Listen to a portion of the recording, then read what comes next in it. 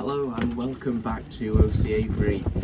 Today in this video I'll be showing you how I take my birds through the moult and prepare them for the moult. As you can see, we have birds separated now into young birds and over-year birds. So just helping them really, just separating them off and obviously doing slightly different things for them as they go through the moult.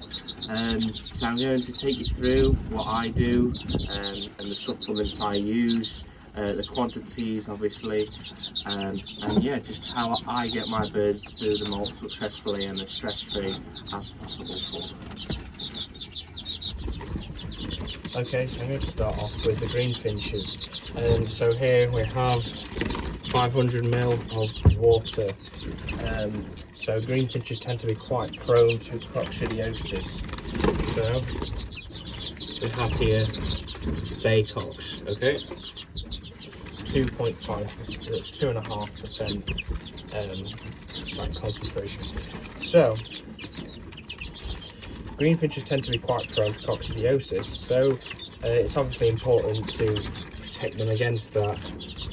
So for 500 ml, because I don't have to use a lot of water for the green finches, because I don't have as many, or at least not in separate cages. So we get a 1 ml of baycocks straight into the water like that. Heat it mix through, just making sure it's all out of there. So you want to do 2 milliliter, that's half a litre, so that's 1 ml of baycocks. Then we take Nutrit like Versalago, and this is vitamins. 2 scoops, just over like that. There we are, so then that is there, and we just have to mix that. So well, I seem to have misplaced my mixer, but yeah, I'll just use one of these.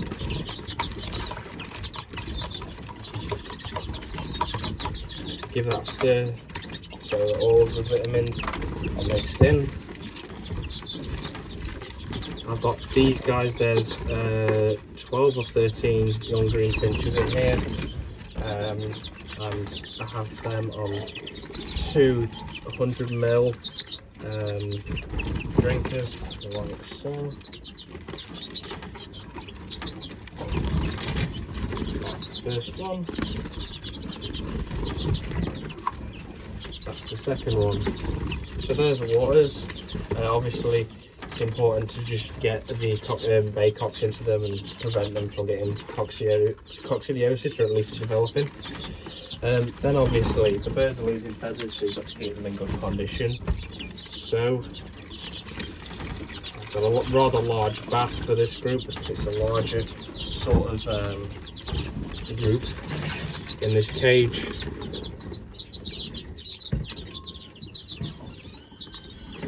Okay, we have a bath in for them there. So there we are, that's water and the bath sorted. So what else do I give them to help them through the moult? Now this is, so mainly the baycocks, just for the green finches, as they tend to be most prone. However, I do make sure everything else has that once a month, but these guys have it all the way throughout the moult. Not only that, but also you can see there, that is diatomaceous earth, and that protects them. That they can eat it, they can bath in it, etc. Cover themselves in it against any forms of mite, red mite for example. So yeah, so vitamins, which I use Dietary, we have baycocks for them in the water, we have a rather large bath, and some diatomaceous earth. Then as the diet goes, we have some non-breeding British finch here. So that contains all the normal seeds I would use in breeding season, plus rapeseed. There we are. So what I do is I have a plate in here for them. So I just get this, put it in here on their plate like that. get some egg food, half of that of egg food, put that in as well, and that usually covers them for a day or so. Obviously it's important to get the necessary protein in there as they're still young birds, they're still growing, so it's obviously important to get it into them and to keep them growing, no sort of stunts of growth, and also just keeping them healthy. So that's the young green finches covered, and as it goes for adult green finches, I pretty much do the same. Again, same concentrations of the water. The only thing I do differently is not give them egg food. So they have this normal standard food here, and they have the diatomaceous earth, but no egg food because they're adult birds, and they aren't actually growing their bodies, they're just replenishing their feathers if they're over years. So there we are, that's green finches.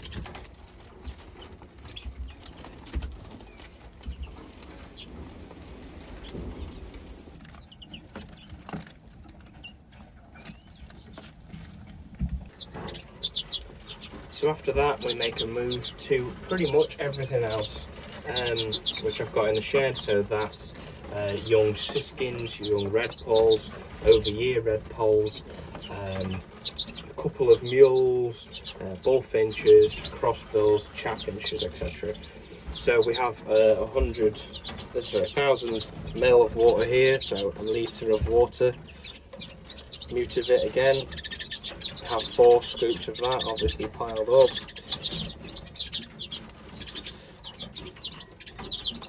Okay, so that is the vitamins in there, so I'll give that a quick stir.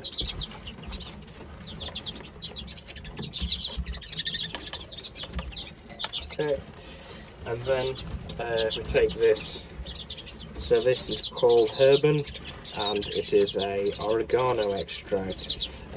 This stuff is really quite concentrated, so I would make sure that you're well with your measurements, I guess you could say. So for a litre of water with this stuff, you want 1/2 ml. So I have quite a little accurate little prepare here.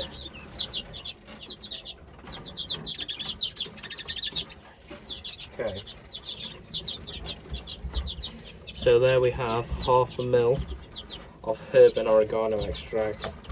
In the water it goes, rinse the pipette through, making sure that it's all in there.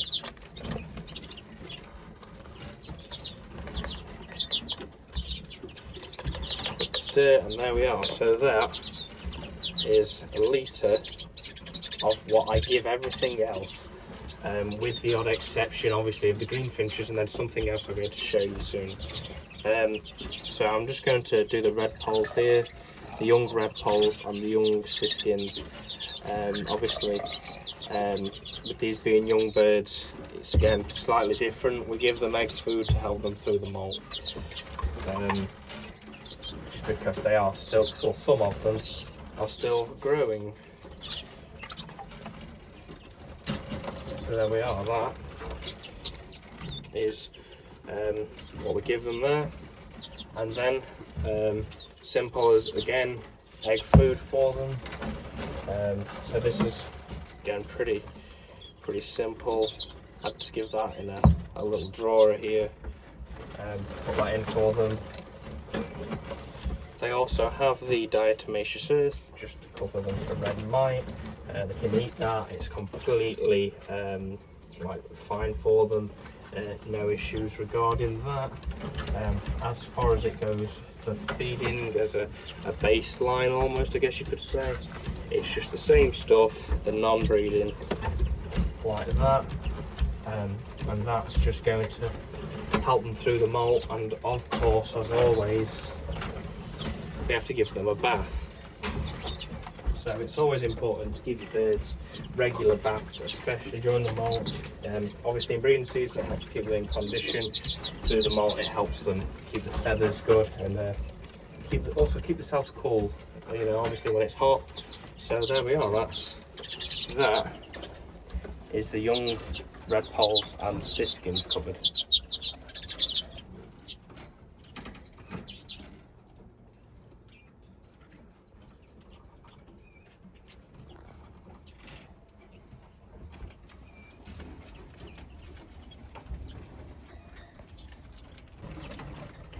Okay, so now we're going to move on to colour feeding.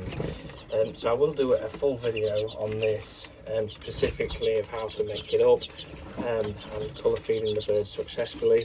However, I just want to show you what I'm doing, which is preparing and helping the birds through the moult whilst colour feeding them.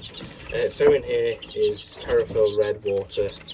I'll mix up a litre of this at a time. Just put it in a milk carton like this and put it in the fridge. There are some Carafil red crystals, as you can see there. It's obviously very important to keep it dry. With the slightest bit of moisture, it goes off. So there you are, that's Carafil red right there. So that's what I use for colour feeding some of the birds. So what do I colour feed? I colour feed male red poles that are over year, so birds from the previous year or older. Obviously not this year's birds, because they wouldn't have that colour naturally, and that doesn't do any good in shows. But also cock mules. I don't bother with the hen mules as they don't go to the shows. So this is how I do it, and how I found it works best with getting the birds through the moult and colour feeding them. So we take his drinker here. This is 100 ml, and we're just going to pour quite a fair amount in here. So now we're probably looking at about 80 ml of colour feed. So once we've done that, we get again our solution here. I will water this down slightly. So this is at 100 ml. I'm going to make it 200 ml. There we are. So watering it down slightly, but only slightly. It doesn't make much difference. I'm just pouring some of that in, and there we are. So that is a mix of Carafil red, the colour feed, with some obviously vitamins and the herb and stuff. Then obviously there we are. And yeah, so we're going to put this up for the mules now. So this year I'm colour feeding a linnet mule, 2 red pole mules and a siskin mule. So we're just going to repeat that again. So about 80 ml colour feed to there.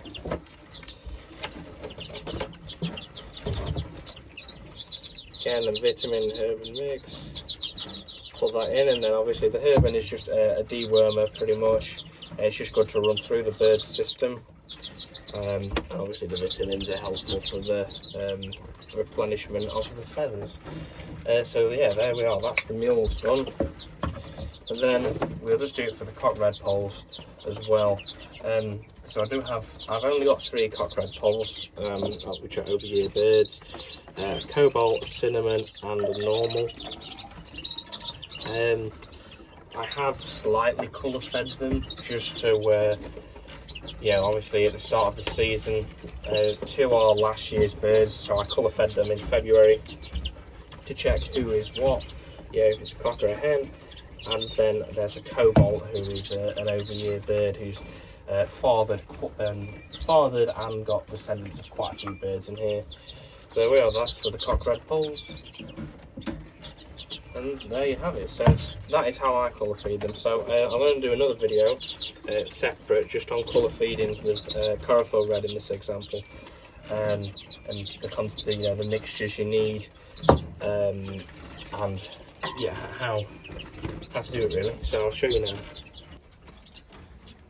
So we have the mule cocks in here. We've obviously just done the drinkers for them. Something new I am trying is this red colour food on them. It's like an egg food which you can give to usually red factor chicks. I just thought I'd try it on them and see if it gives them any extra boost. So we have a red pole mule there who wasn't colour fed previously. We have a linnet mule there who was. We have a red pole mule there at the front who was coloured previously, and we have the siskin mule cock I bred this year. Siskin cockbird to a satinette canary hen. I had a cock and a hen out of them, and obviously that's the cockbird, so that's going to be colour fed. Nothing really different with diet again, just seed mix, standard, and a bath. I don't usually give them egg food. Then we come over here to the red poll cocks. So we have a normal cock here at the front, a cobalt, and then there's a cinnamon there. Obviously they're looking quite scruffy at the moment, especially due to them being in the moult. But obviously, again, nice birds, and hopefully with the colour feed we'll bring them on leaps and bounds, ready for the show season.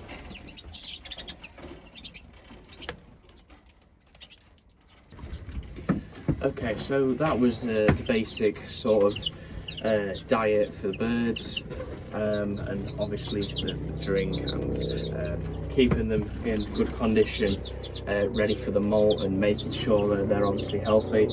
Young birds tend to start the molt early, so I mean it's now first week in August, and I've got quite a few birds that have already, young birds that are almost completely through the molt. So I did start this earlier, just giving them the vitamins and everything to keep them up and healthy, and to start replacing those feathers. But now is really in August when a lot of the birds really start to go into the molt, and obviously that's when you can lose birds. So with what I've showed you today, this is how I've had success and not lost birds. Obviously there are other factors which I'll talk you through now. So firstly, for anyone who is follows the channel, you can tell here that this is completely different cage arrangement. So what I've done is the weekend, it's now, well, when I'm filming this, it's Wednesday the 5th I think, and I've took all the cages out and all the birds out, removed everything from here, took all the cages out, cleaned them thoroughly, disinfected them, given them a clean over with some diatomaceous earth to remove any mite that could be there. Obviously some of the mite you could barely even notice, so it's always good to give them a real good clean through. These are 2 new cage blocks, so these are 4-foot double breeders now, so these are actually going to be a really good use for next year, especially for breeding some of the larger sort of species, as well as maybe hybrids. So yeah, these would be quite suitable for maybe bullfinch hybrids, linnet hybrids, even just breeding straight green finches. Obviously, we've tried an experiment this year.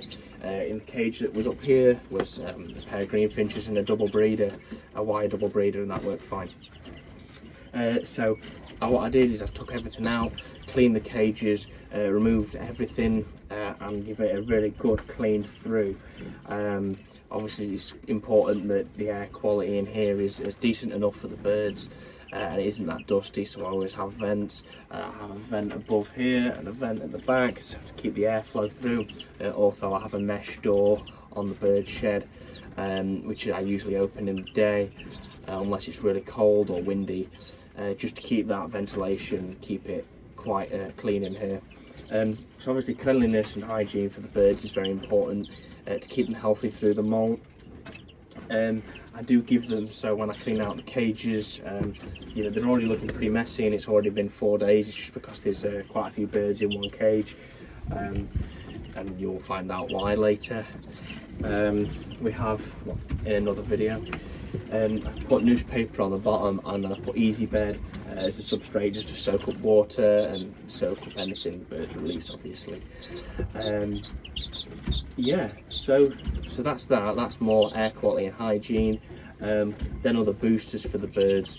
So you will find that colour feeding birds, it's obviously more, these are man-made, I guess you could say, chlorophyll red and stuff, and that's just in the concentrated version for us to use easy. If you're looking to colour feed more naturally, then there are several types of wild feed, I guess you could get, and a lot of weeds. I've put, here we are, we have a selection here of what I've used previously, and I will try and use again this year. I just haven't had a chance so far to go out and get some ready for them. Obviously they've only just started to come out into flower, and the seeds are available for the wild birds. So yeah, that's that really. Also something I tend to try and give the birds at least 3 times a week is like more natural food, I guess you could say. Usually what I do is just buy some bags of frozen peas, put them in a tub, leave them to defrost overnight, and then in the morning I bring them out to the birds, scoop them up, put them into the cages for them, and it's obviously the birds do enjoy that as a treat. So peas, sweet corn works nicely, spinach works nicely, whether that's frozen spinach. I usually use frozen spinach, it's cheap enough and you can buy it a lot, and the birds seem to have no problem with that. But obviously you can also get fresh spinach, which they of course will love. As usual, there are other things, so you could get chickweed, but anything pretty much that isn't poisonous for them. Yeah, even grass cuttings I find they enjoy having a nibble at the grass cuttings. Dandelions, if you can find them this time of year, perfect for them. They absolutely love them, especially the green finches. So yeah, that is pretty much how I bring the birds through the moult successfully. Obviously keeping the cages clean is very important, and everything well ventilated. And then obviously there's the diet, there's the water we give them, and with the supplements in there. So yeah, there we are. That is pretty much how I bring the birds through the moult successfully, and keep them healthy. And hopefully, as you'll see as the progress comes along, if you're subscribed, please do keep watching the videos. If you aren't subscribed, please subscribe, because you will be missing quite a lot of the exciting bits now, after the breeding season. As the birds develop, the birds molt out, and we get to see where the quality is, and really what we have produced from the 2020 breeding season. Yeah, so there we are. I hope you've enjoyed the video, and so if you have, please leave a like and subscribe. If you obviously aren't already subscribed, subscribe. If you are subscribed, then thank you, and obviously keep watching the videos. We have an Instagram page at OC_Aviary, which is where you'll get more regular updates on the birds, as well as things that you might not see in the weekly videos. So yeah, there we are. So thank you for watching, and I'll see you in the next one.